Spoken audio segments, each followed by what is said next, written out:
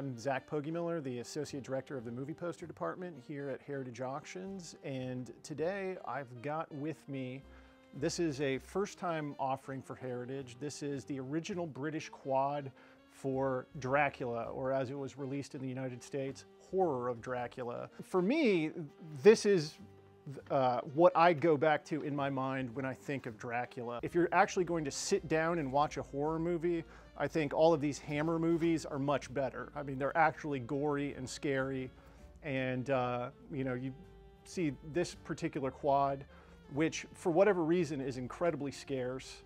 I don't think one has actually come up for auction in the United States in over 20 years. But you see a great image of Christopher Lee as the Count menacing a woman, you know, everything you'd want from a Dracula poster. And, you know, it's truly one of the great examples of the genre. So this is an original British quad for Alfred Hitchcock's Psycho. And it's significant because besides the Erich von Stroheim movies of the 1920s, it's one of the only times up to this point where an ad campaign for a movie focused around the film's director. And you have Alfred Hitchcock here on the poster. Now, part of this was because the movie has the twist where the main character is killed off 15 minutes into it. So a lot of the publicity material for the film emphasized that no one would be admitted to the film after the movie started because they didn't want to spoil the twist for filmgoers. And it's actually said that this actually changed movie-going habits in the United States and England because it was customary up to that time to, you know, walk in at any point during a film, and because they so strictly enforced these rules, you know, that became kind of the custom to come into the film before it starts. You can cooperate and help us keep this theater quiet, or we'll be forced without further notice to evict all disturbance makers and to refuse them future admission to this theater. I believe we've only had one other example of this in 25 years of poster auctions. And it's definitely one of the coolest posters for any of Hitchcock's films.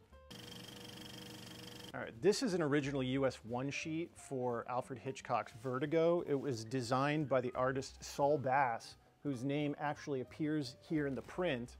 And that's significant because most US movie posters are unsigned. They were either the work of many hands or some, you know, nameless art director working for a studio or for an advertising firm and hire of the studio.